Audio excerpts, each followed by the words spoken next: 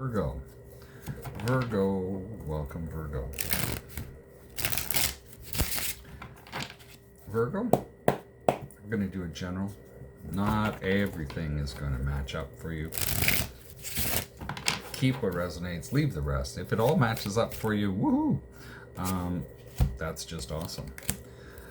Off the top, the Fool has been showing up for a lot of signs lately. Right now, it seems like you're juggling things, Virgo. You're juggling a decision. You're trying to figure out which way to go. Do I go left? Do I go right? How much left? How much right do I go? There's a lot of confusion here. But you will figure it out because we have the Ace of Swords coming after the Seven of Cups. We have the Fool. You've got everything you need to make a decision.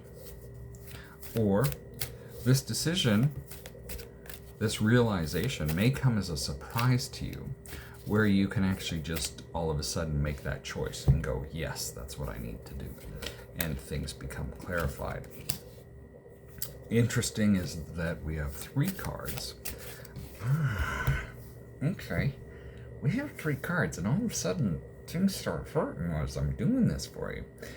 The 5 of Coins, the 4 of Cups, and the 9 of Wands.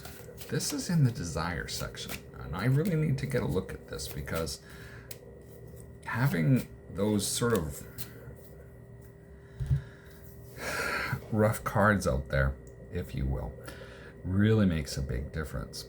And to see that as a desire, I'm like, ooh.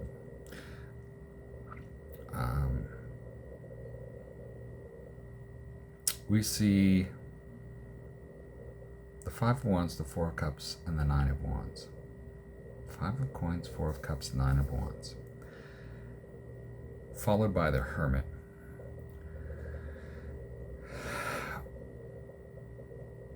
You're kind of done feeling insecure. Things may have been hard for a while. You know, there's this indecision that goes with everything. Things may be coming in and you're kind of like, nah, it's just not what I want. And you may feel a little burned from it. Now, with the 9 of Wands, like, this is just an ongoing thing. You're not getting kind of what you want. Now, the Hermit, the 6 of Swords, and the Star comes through. So, it's almost like there's some lessons here that you need to go through in order to understand better why the questions that are coming up, a little more soul searching. Things, you see that things are wanting to go easier with the 6 of Swords and the Star card to bring that hope back into your life, and at the same time heal some of the trauma that you may have been through. So when we look to the possible outcome, it still comes out in 5 sets. The 8 of Coins, the King of Wands, High Priestess, Temperance, Hierophant, Queen of Swords, Empress, and the 2 of Swords. You may be working really hard on starting a business or something like that. You may be really trying to figure out sort of your place in the world. We see a lot of intuitive knowledge showing up with the High Priestess here. That needs to be balanced out. That needs to be balanced out with a few other things. With the Queen of Swords, this needs to be balanced out with intuition plus real knowledge. Temperance helping to create that metamorphosis that needs to take place. We have the Hierophant, the Empress, and the 2 of Swords. It may be kind of confusing. With the Hierophant, you could be needing guidance. But with the Empress, we see this as a family type of endeavor as well. So it's almost like you're going between 2 different things, looking at the sort of financial learning aspects of things, as well as possibly parenthood, or for others of you, a more formal commitment. Now, looking towards what is working for you, we see the Eight of Wands, the Six of Coins, the Tower, and the Moon. There can be messages that you're being given, and you may not realize they're coming in because they may be slightly deceptive. Not deceptive. Let's say shrouded in mystery. For others of you, it's like all of a sudden there's a realization, and it's not quite clear what that actually is.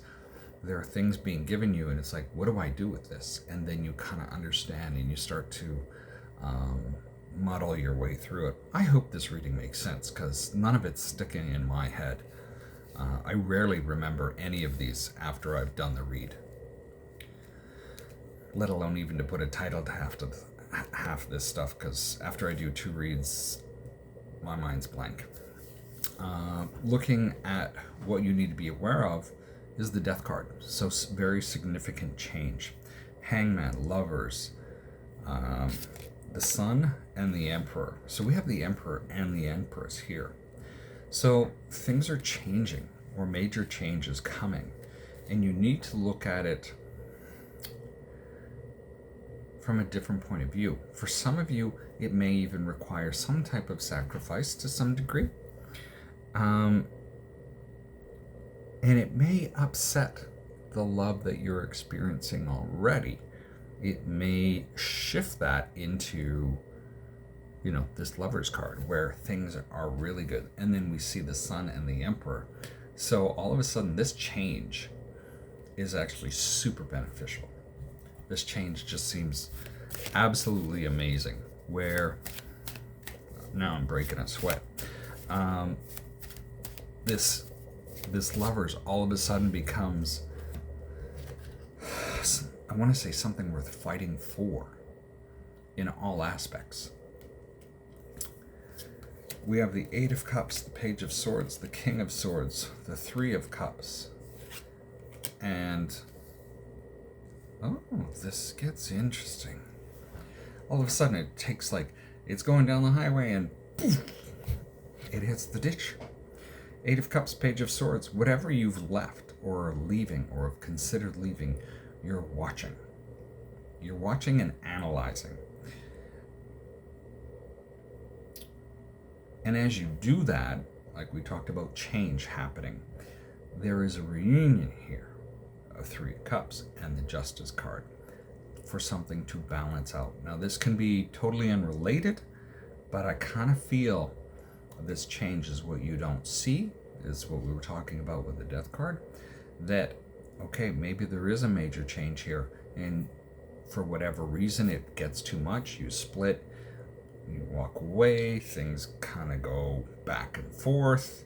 We're just kind of watching each other, kind of analyzing what can be done here, trying to figure things out, making a plan of how to reunite and balance that together so that you're both on the same page. So that's what I have for you today. Weird read.